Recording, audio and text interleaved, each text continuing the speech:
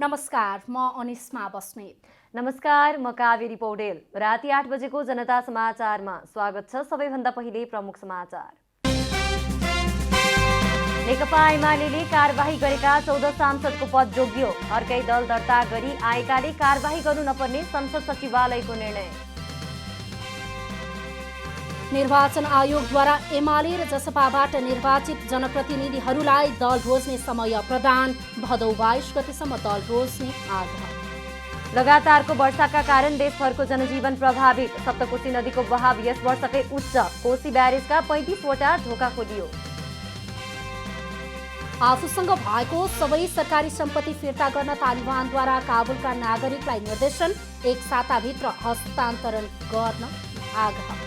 र अर्जेन्टिनी star footballer Messi पीएसजीको जर्सीमा आइतबार रिमसँग हुने खेलबाट फ्रेन्च लिगमा डेब्यू गर्दै।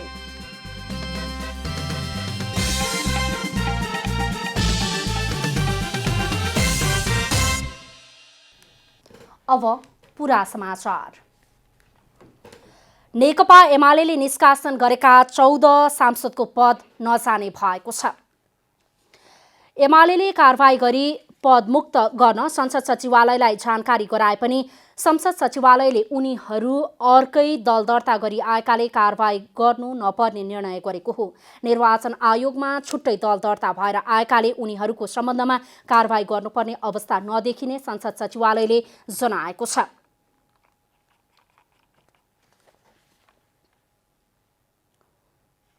तत्कालीन प्रधानमन्त्री केपी शर्मा ओलीलाई विश्वासको मत नदिई व्हिप उल्लङ्घन गरेको भन्दै नेकपा एमालेले माधव कुमार नेपाल सहित 14 सांसदलाई कारबाही गरेर संसदलाई भदौ 1 गते नै जानकारी गराएको थियो। एमालेले माधव कुमार नेपाल, मुकुन्द नेउपाने, जीवनराम श्रेष्ठ, रामकुमारी झाँक्री, कल्याणी खड्का, लक्ष्मी कुमारी चौधरी, नीरादेवी जैरू, पुष्पा कुमारी कर्ण, सरला यादव, कलिला खातुन, विरोध खतिवडा, कृष्णलाल महर्जन, भवानी खापुङ र मेटमणि चौधरीलाई व्हिप उल्लङ्घनको आरोपमा कारबाही गरेको थियो।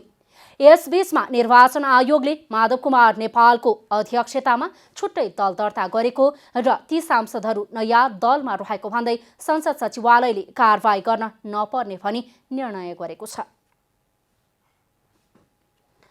नेकपा एकीकृत समाजवादीका अध्यक्ष माधव कुमार नेपालले छिटोभन्दा छिटो मन्त्री परिषद विस्तार हुने बताउनु भएको छ। आइतबार संसदीय दलको बैठकपछि सञ्चारकर्मीमाझ संक्षिप्त प्रतिक्रिया दिँदै अध्यक्ष नेपालले मन्त्री परिषद विस्तारका लागि पार्टीहरूभित्र छलफल र परामर्श चलिरहेको भन्दै अब छिटोभन्दा छिटो मन्त्री परिषद विस्तार हुने बताउनु भएको हो।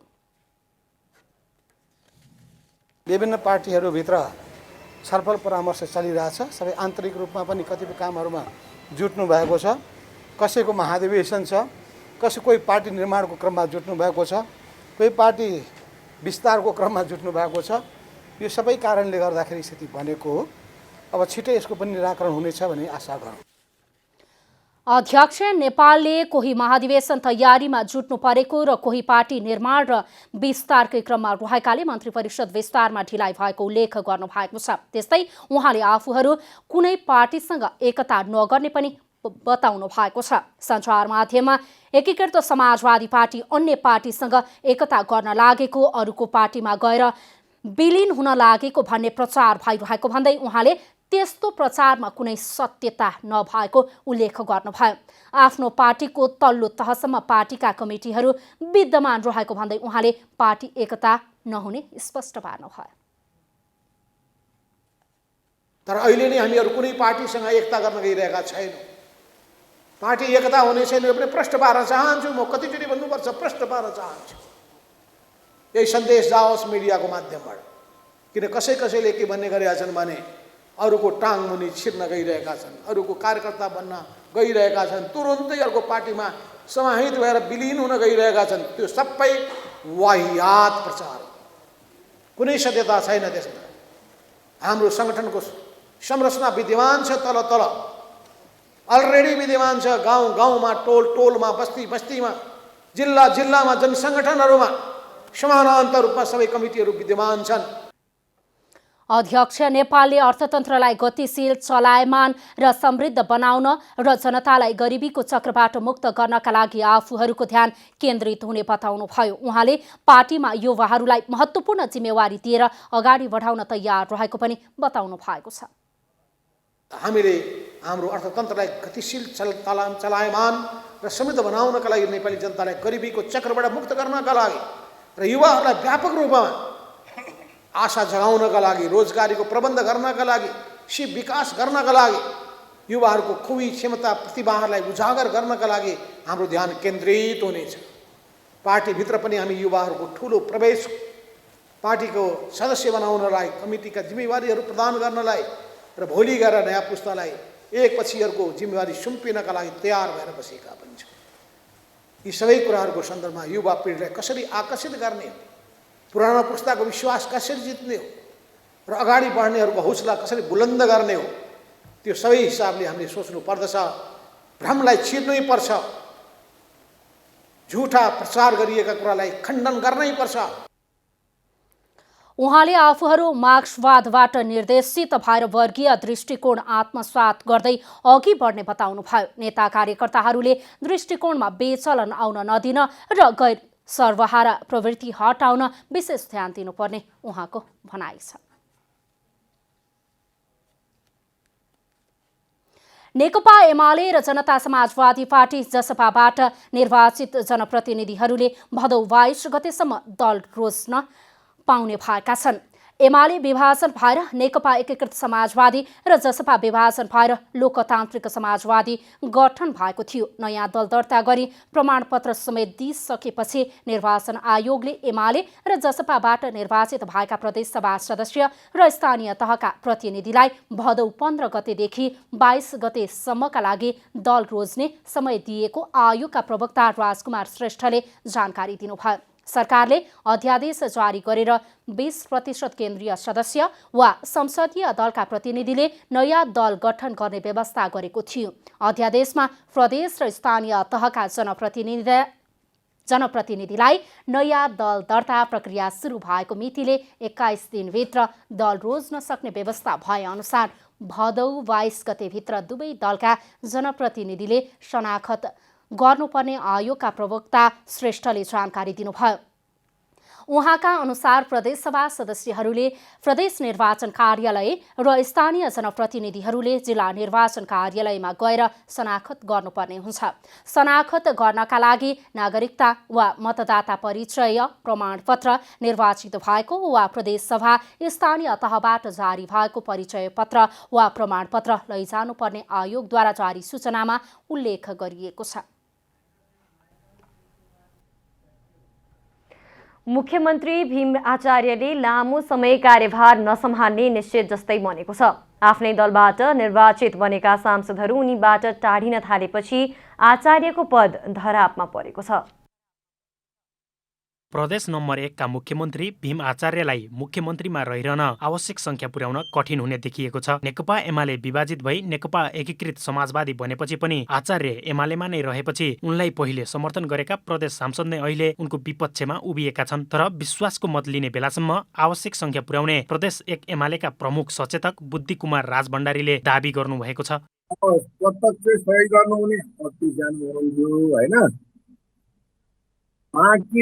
सातजनाले सहयोग गर्ने प्रतिबद्धता गर्नु भएको छ भने हामी 50 जना त्यसै भयौँ। घरलाई खरानी बनाएर खरानी भन्ने पक्ष हामी छैन भन्नुभएको छ।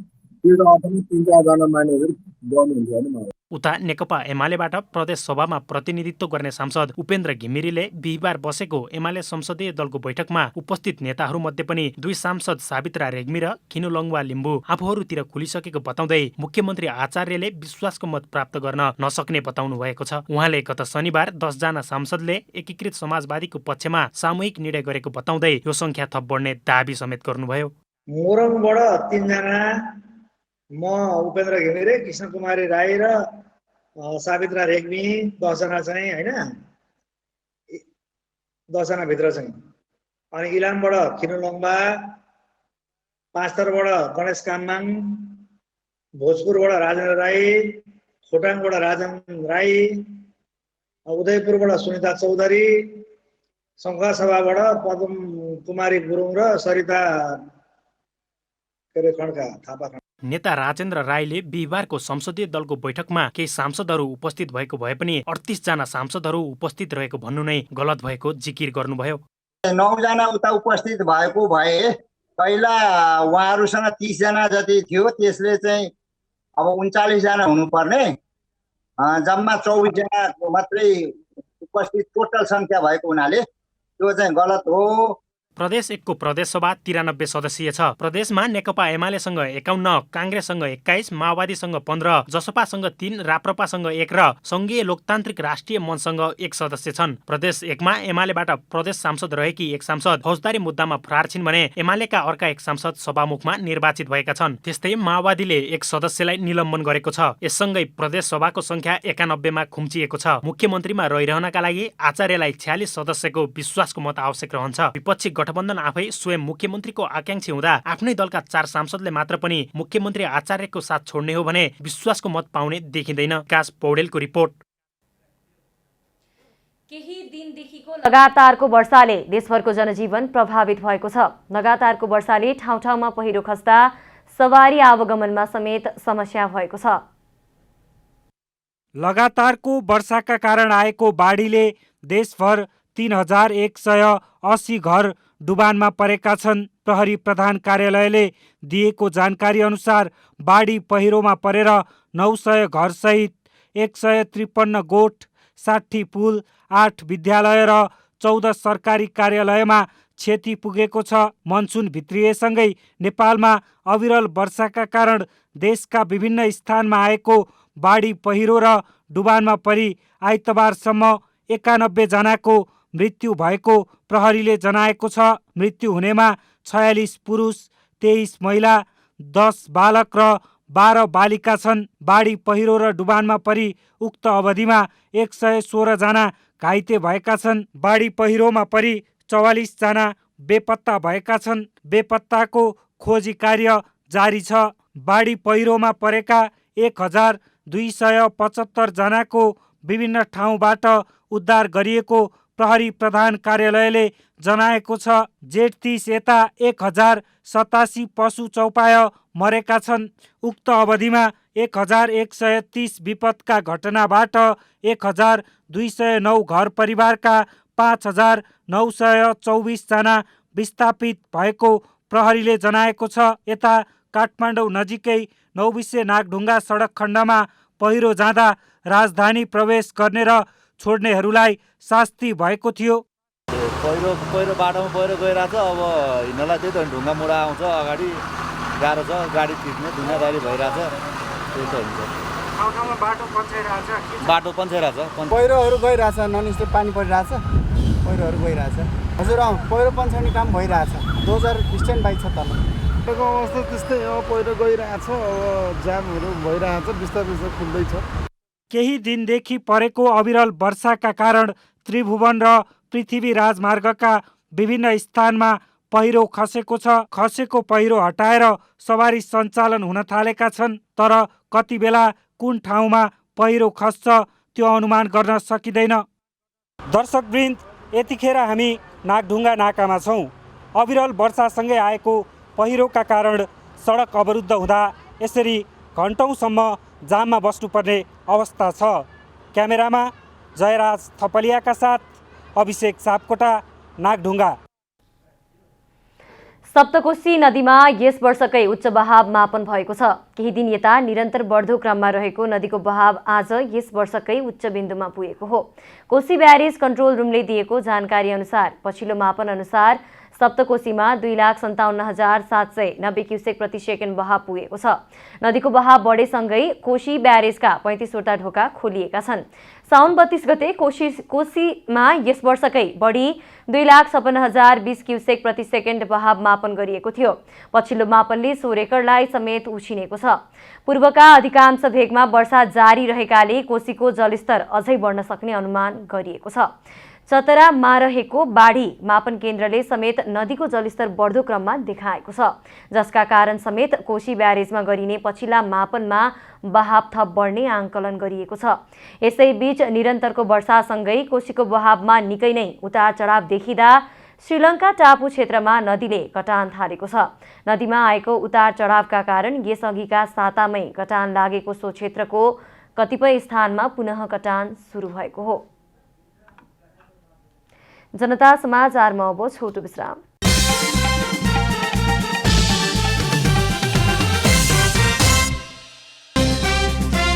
नेकपा एमाले कारवाही गरेका 14 सांसदको पद जोगियो। अर्कै दल दर्ता गरी आएकाले कारवाही गर्नु नपर्ने संसद सचिवालयको निर्णय। निर्वाचन आयोगद्वारा एमाले र जसपाबाट निर्वाचित जनप्रतिनिधिलाई दल रोज्ने समय प्रदान। भदौ 22 गतेसम्म दल रोज्ने आग्रह। लगातारको वर्षाका कारण देशभरको जनजीवन प्रभावित। सप्तकोशी नदीको बहाव यस वर्षकै उच्च। कोशी ब्यारेजका 35 वटा ढोका खोलियो। आफूसँग भएको सबै सरकारी सम्पत्ति फिर्ता गर्न तालिबानद्वारा काबुलका नागरिकलाई निर्देशन। एक साताभित्र हस्तान्तरण गर्ने निर्देश।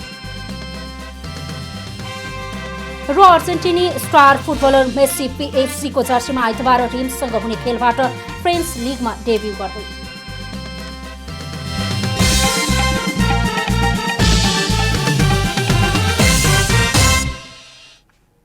जनता समाचारमा अब थप समाचार।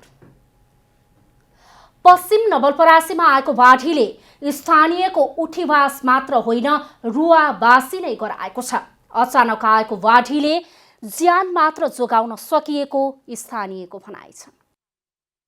सुनवल नगरपालिकाको विभिन्न ससाना खोलाहरूमा र रामग्राम नगरपालिका झरही खोलाको बाढी परासीमा पसेको रामग्राम नगरपालिका वडा नम्बर 1 बस्ने समाजसेवी एवं नेता पुरन चौधरीले बताउनु भएको छ।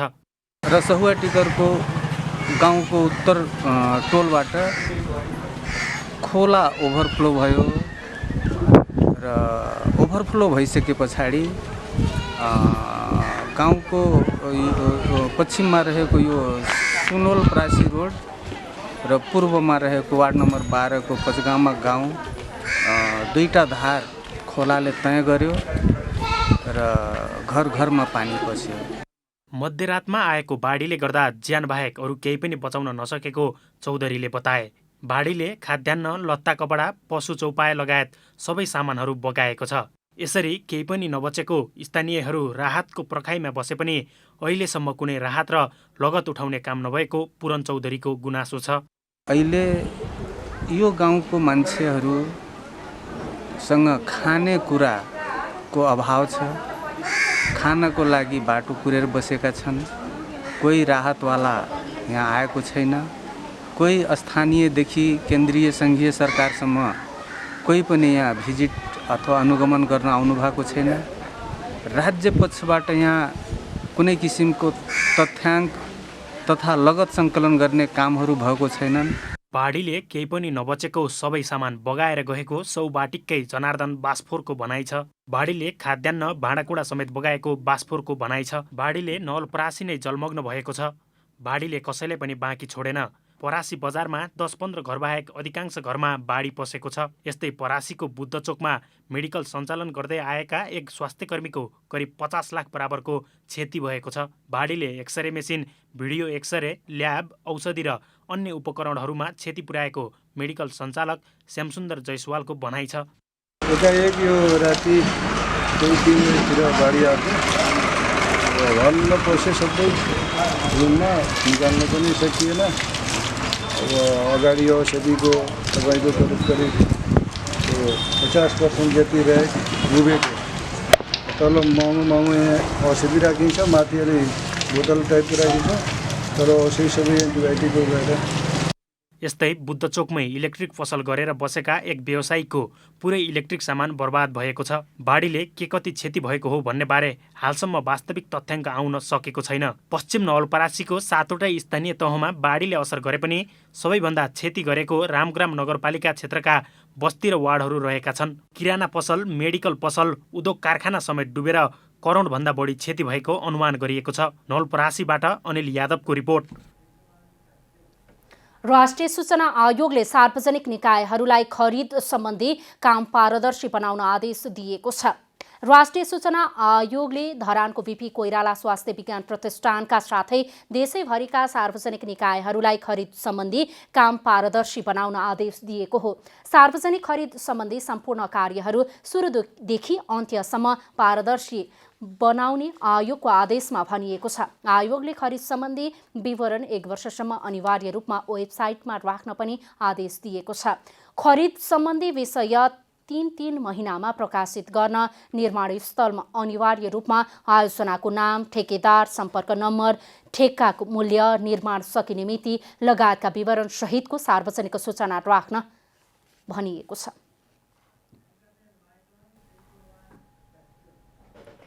राष्ट्रिय सभाका सांसदहरूले राष्ट्रिय गौरवका आयोजनाहरूको अनुगमन तथा मूल्याङ्कनको काम आवश्यकता अनुसार गर्न पाउने गरी कानुनी व्यवस्था गर्न सरकारसँग माग गरेका छन्।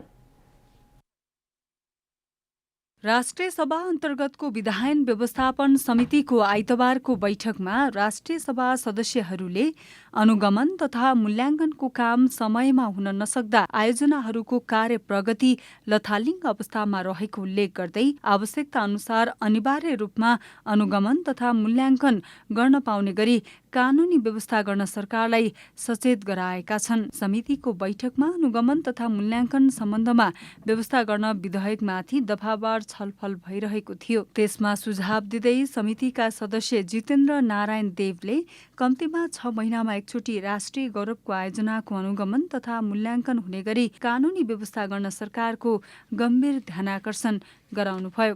6 महिनामा कमसेकम एकचोटि, 6 महिनामा कमसेकम एकचोटि यो अनुगमन र मूल्याङ्कनको कुरालाई नै लिएर जाने हो भने जुन अर्जेन्सी साथ हामीले यो विधेयक ल्याइराखेका छौँ नि, जे आवश्यकता र अर्जेन्सी साथ हामीले यो विधेयक ल्याइराखेका छौँ, त्यो भावलाई यसले त्यो अब्जेक्टिभलाई मिट गर्छ कि। त्यस कारण मेरो यो पिरियडमा अलिकति वर्षमा कम्तीमा एकचोटि होइन कि 6 महिनामा एकचोटि, 6 महिनामा पनि एकचोटि मूल्याङ्कन गर्न, के अरे निरीक्षण गर्न, अनुगमन गर्न, मूल्याङ्कन गर्न नजानु भने अनुगमनको के अर्थ रहन्छ? समितिमा सभापति परशुराम मेघी गुरुङले राष्ट्रिय गौरवका आयोजनाहरूको कामलाई अघि बढाउने सवालमा दोषी देखिएका निकायमाथि कडा कारबाही हुने गरी कानुनी व्यवस्था गर्न पनि सरकारसँग माग गर्नुभयो। अनुगमन मूल्याङ्कनबाट देखिएका जुन समस्याहरू हुन्छन् तिनको कार्यान्वयन गर्नुपर्ने र केही चाहिँ फल्टहरू देखियो भन्दाखेरि त्यो चाहिँ अधिकारी अथवा त्यो चाहिँ सम्बन्धित निकाय लाई चाहिँ अन्य थप कारबाहीको लागि पनि यसले सिफारिस गर्ने कुराहरू चाहिँ यो ऐनले को उद्देश्य रहेको छ। बैठकमा प्रधानमन्त्री तथा मन्त्री परिषदका सचिव धनराज गेवालीले आयोजनाहरूको अनुगमन तथा मूल्याङ्कनको काम वर्षमा एकपटक वा आवश्यकता अनुसार गर्न सकिने व्यवस्था राख्दा फरक नपर्ने सुझाव समितिलाई दिनुभयो। उहाँले आयोजनाहरूको कामलाई प्रभावकारी बनाउन आवश्यकता अनुसार मूल्याङ्कन तथा अनुगमन गर्न सकिने गरी कानून निर्माण गर्न सो विधेयक ल्याइएको पनि स्पष्ट पार्नुभयो। त्यो अर्जेन्सी त हजुरले भने जस्तो हो, योजना समयमा कार्यान्वयन हुनुपर्ने कुराको अर्जेन्सी त योजना आयोगलाई फिल गर्नु पऱ्यो, त्यो संस्थालाई फिल गर्नु पऱ्यो। आवश्यकता अनुसार जानुपर्ने ठाउँमा गएन भने यति कुरा हेर्नु पर्यो, वर्षभरि पूर्ण परेन भन्ने कुरा त्यति एउटा आवश्यकता अनुसार र बिमलाजीको चाहिँ उहाँको चाहिँ हजुरले भने जस्तै लागतको आधारमा मात्रै जारी गर्नु। यही भदौ 16 गते बुधबार बिहान 11:30 बजे समितिको अर्को बैठक बोलाइएको छ। सो बैठकमा आयोजनाहरूको काममा गल्ती गर्ने निकायमाथि दण्ड जरिवानाका विषयमा केन्द्रित भएर सो विधेयकमाथि छलफल हुने सभापति गुरुङले जानकारी दिनुभयो। कोरोनाको तेस्रो लहरसँगै यसको असरबाट अर्थतन्त्रलाई कसरी बचाउने भन्ने प्रश्न पेचिलो बनेको छ। बिस्तारै तङ्ग्रिरहेको अवस्थामा पुगेको नेपाली अर्थतन्त्र तेस्रो लहरले पुनः पुरानै अवस्थामा फर्किने हो कि भन्ने बहसका बीच कोरोना विरुद्धको खोप एक मात्र विकल्प भएको सरकारवालाहरूको भनाइ छ। विश्वव्यापी कोरोना भाइरस महामारीले आर्थिक क्षेत्र ठप्प हुँदा हालसम्म नेपालमा 18 लाखले रोजगारी गुमाएको उद्योग वाणिज्य महासंघको तथ्याङ्कले देखाएको छ। यसबीच 12 लाख जनता गरिबीको रेखामुनि पुगे। ठूलो संख्यामा घरेलु साना तथा मझौला उद्योग सदाका लागि बन्द हुन पुगे भने दोस्रो लहरले त झन् अर्थतन्त्र र जनजीवनमा नै निकै ठूलो उथलपुथल ल्याइदियो। दोस्रो लहरपछि बिस्तारै बजारले गति लिन थालेको त छ, तर पहिलेकै अवस्थामा ल्याउन भने अझै समय लाग्ने अर्थविदहरूको भनाइ छ। केही आर्थिक सूचकहरू सबल देखिए पनि समग्र अर्थतन्त्र घाटाकै अवस्थामा रहेको छ। नेपाल राष्ट्र ब्याङ्कको तथ्याङ्क अनुसार महामारीका कारण हालसम्म झण्डै 4 खर्ब बराबर क्षति पुगेको छ। यो सँगै कोरोनाका कारण गत आर्थिक वर्षमा 2.12% ऋणात्मक आर्थिक वृद्धि रहेको छ। यातायातका साधन, चामल, खाने तेल, कच्चा पदार्थ लगायतका वस्तुको उच्च खपतले आयातलाई उचाइतिर धकेल्दैछ। निर्यातको साह्रै सानो अंश छ। अर्थतन्त्रको मुख्य आधार मानिएको पर्यटन क्षेत्र अझै कोमाकै स्थितिमा रहेको छ। समग्र हिसाबले हेर्ने भने टुरिज्म सेक्टरमा काम गर्ने एडभेन्चर टुरिज्म, कल्चर टुरिज्म र जङ्गल सफारी र ट्रेकिङ क्षेत्र चाहिँ सबभन्दा बढी प्रभावित भएको छ। यस सेक्टरमा लगभग 22 महिनादेखि चाहिँ बिना पारिश्रमिक साथीहरू चाहिँ हाम्रा श्रमिकहरू घरमा बेरोजगारी अवस्थामा बसिरहेको अवस्था छ। अहिले अर्थतन्त्रलाई पुरानै लयमा ल्याउन सफल विकसित मुलुकको अभ्यासलाई हेरेर सम्पूर्ण नागरिकलाई खोप लगाउनु नै एकमात्र विकल्प मानिएको छ। यो सङ्कटबाट पार लगाउन राज्यले अभिभावकीय भूमिका निर्वाह गर्नुपर्ने देखिन्छ। क्यामेरा ब्युरोका साथ रूपा घिमिरे, काठमाडौँ। अब आर्थिक समाचार। आर्थिक समाचारका साथमा हुलास भए अरू किन खोज्ने?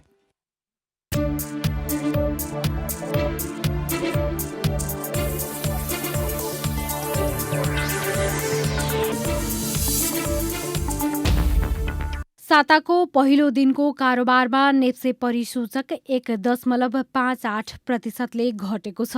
गत बिहिबारको तुलनामा नेप्से परिसूचक 48.8 अङ्कले घटेर 3045.20 बिन्दुमा झरेको हो। साताको पहिलो दिन 3052.28 बिन्दुमा निरन्तर ओह्रालो लागेर कारोबार बन्द भएको छ। आजको शेयर कारोबारमा गिरावट आउँदा नयाँ रेकर्ड समेत बनेको छ। आइतबारको प्री ओपन सेसनमा नेप्से परिसूचक अघिल्लो कारोबार दिनको तुलनामा 11.69 अङ्कले बढेको हो। आइतबारको कारोबारमा भएका 13 उपसमूह मध्ये 12 उपसमूहको शेयर ओह्रालो लागेको छ भने एक उपसमूहको फाइनान्सको शेयर बढेको हो। यस्तै बैंकिङ, व्यापार, होटल तथा पर्यटन, विकास bank, hydro power, non life insurance, उत्पादन, माइक्रो फाइनान्स, लाइफ इन्सुरेन्स लगायतको शेयर मूल्य ओह्रालो लागेको छ। तर फाइनान्स उपसमूहको शेयर कारोबार भने बढेको छ। सरकारले विद्युतीय सवारी साधन आयातमा भन्सार महसुल घटाएसँगै आयात वृद्धि भएको छ। चालु आर्थिक वर्ष 2078-79 को बजेटमा भन्सार महसुल घटाउने निर्णयसँगै आयातमा 6 गुणाले वृद्धि भएको हो। चालु आर्थिक वर्षको बजेटमा सरकारले विद्युतको आन्तरिक खपत वृद्धि गर्न तथा वातावरण मैत्री यातायातका साधनको प्रयोगलाई बढावा दिन विद्युतीय सवारी साधनको आयातमा अन्तः शुल्क पूरै खारेज गरी भन्सार महसुल समेत उल्लेख्य मात्रामा घटाएको छ। पूर्व अर्थमन्त्री युवराज खतिवडाको पालामा विद्युतीय सवारीमा अधिक कर लागू भएसँगै आयात प्रभावित बनेको थियो। सरकारले चालु आर्थिक वर्षमा विद्युतीय सवारीको क्षमताका आधारमा 10 देखि 40% सम्म भन्सार दर कायम गरेको छ। उक्त नियम लागू भएसँगै चालु आर्थिक वर्षको पहिलो महिनामै उल्लेख्य रूपमा विद्युतीय सवारी साधन आयात बढेको देखिएको छ। संयुक्त अरब इमिरेट्सले सोमबारदेखि कोभिड विरुद्ध पूर्ण खोप लगाएका सबै पर्यटकका लागि भिसा जारी गर्ने घोषणा गरेको छ। दुबईले ढिलो गरी सञ्चालन हुन लागेको व्यापार प्रदर्शनी 2020 आयोजना गर्नुभन्दा 1 महिना अघि विदेशी पर्यटकका लागि भिसा दिने घोषणा गरेको हो।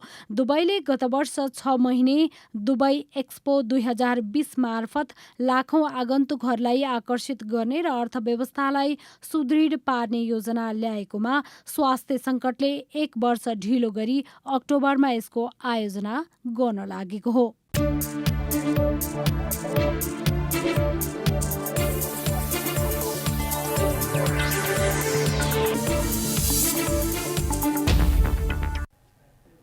जनता समाचारमा अब छोटो विश्राम।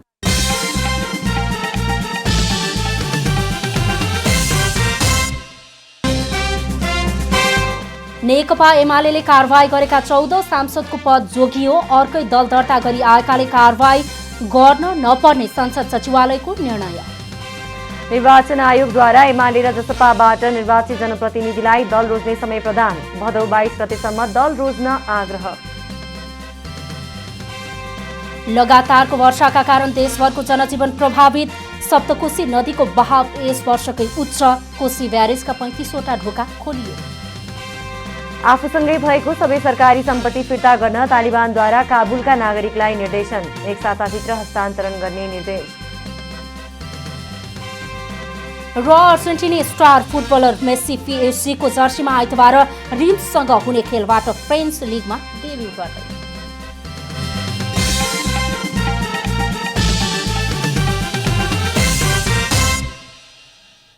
जनता समाचारमा अब अन्तर्राष्ट्रिय समाचार।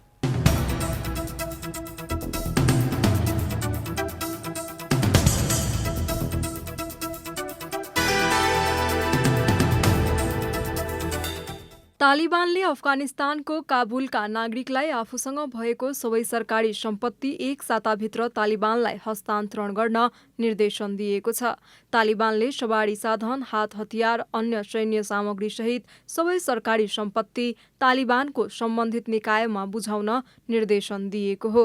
तालिबानका प्रवक्ता जबीउल्लाह मुजाहिद्दिनले सामाजिक सञ्जाल ट्विटरमा श्रृङ्खलाबद्ध रूपमा गरेको ट्विटमा सम्पत्ति विवरण बुझाउन आग्रह गरिएको छ।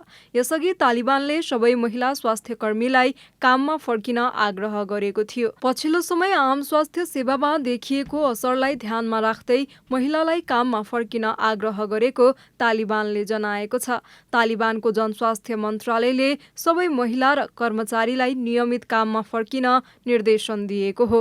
मन्त्रालयको विज्ञप्तिमा उनीहरूलाई आफ्नो नियमित काम गर्नमा कुनै अवरोध सिर्जना नहुने उल्लेख गरिएको छ। तालिबानले 2 साताअघि अफगानिस्तानलाई आफ्नो कब्जामा लिएसँगै त्यहाँको अवस्था सामान्य बन्न सकेको छैन। ब्राजिलका राष्ट्रपति जैर बोल्सोनारोले अर्को वर्षको राष्ट्रपतीय निर्वाचनमा आफूसँग 3वटा विकल्प मात्र रहेको बताउनु भएको छ। राष्ट्रपति बोल्सोनारोले भविष्यमा आफू गिरफ्तार हुने, आफ्नो हत्या हुने वा चुनाव जित्ने विकल्प आफूले देखेको बताउनु भएको हो। दक्षिणपन्थी पपुलिस्ट नेता बोल्सोनारो आउँदो वर्षको राष्ट्रपतीय निर्वाचनमा वामपन्थी पूर्व राष्ट्रपति लुइस इनासियो लुला डा सिल्भासँग भिड्दै हुनुहुन्छ।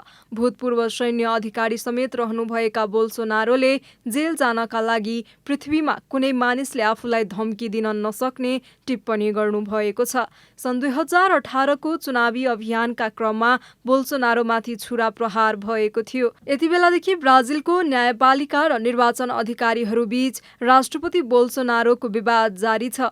66 वर्षीय राष्ट्रपति बोल्सोनारोले ब्राजिलको इलेक्ट्रोनिक भोटिङ सिस्टमको विषयलाई लिएर असन्तुष्टि व्यक्त गर्नुभएको छ।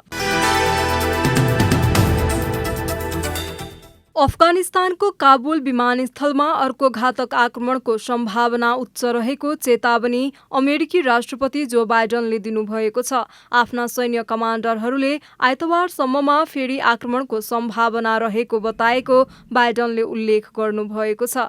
तालिबानको कब्जामा गएको अफगानिस्तानबाट अमेरिकाले अझै पनि आफ्ना नागरिक, कर्मचारी तथा सहयोगीहरूको उद्धार गरिरहेको छ। तर बेलायती सैनिकको अन्तिम समूह, कूटनीतिज्ञ तथा अधिकारीहरूले भने काबुल छोडेका छन्। गएको बिहीबार काबुल स्थित हामिद कारजाई अन्तर्राष्ट्रिय विमानस्थलमा भएको आक्रमणमा 13 अमेरिकी सैनिक सहित कम्तीमा 170 जनाको मृत्यु भएको थियो।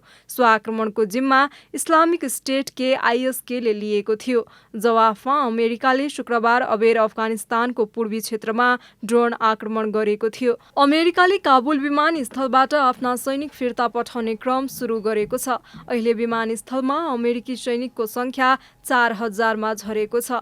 तालिबानले विमानस्थल आसपासमा थप चेक जाँच गरिरहेका छन्। उनीहरूले अधिकांश अफगानीहरूलाई विमानस्थल जान नदिएको समाचार संस्था AP ले जनाएको छ।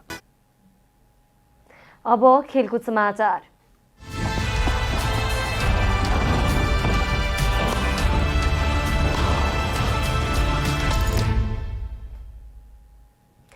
स्पेनिस ला लिगाको बार्सिलोना छाडेर फ्रान्सको club Paris Saint Germain PSG पुगेका अर्जेन्टिनी स्टार फुटबलर लियोनल मेसी आइतबार PSGको जर्सी मैदानमा देखिने भएका छन्। PSG का प्रशिक्षक मारिसियो पोचेटिनोले आइतबारको खेलबाट मेसीले PSG का लागि डेब्यू गर्ने बताएका छन्। आइतबार राति 12 बजे रिमसँग हुने खेलबाट मेसीले फ्रेन्च लिगमा डेब्यू गर्न लागेको स्पेनिस सञ्चार माध्यमले जनाएका छन्। मेसीले डेब्यू गर्दा पहिलो रोजाइको 11 मा पर्छन् कि सब्स्टिट्युटका रूपमा मैदान छिर्छन् त्यो भने यकिन भइसकेको छैन। जुलाई दोस्रो साता सम्पन्न कोपा अमेरिकाको फाइनल खेलेपछि मेसी मैदानमा उत्रिएका छैनन्। PSGले यो सिजनमा अहिलेसम्म घरेलु लिगमा खेलेका सबै 3 खेल जितेको छ। जनता समाचार अहिलेलाई यति नै। जनताद्वारा जनताका लागि प्रसारित जनता टेलिभिजनका कार्यक्रमहरू YouTube, Twitter, Facebook र हाम्रो वेबसाइट जनतासमाचार.com मा पनि पढ्न र हेर्न सक्नुहुनेछ। सूचनामा तपाईको सहभागिता, समयमा समाचार हाम्रो प्रतिबद्धता।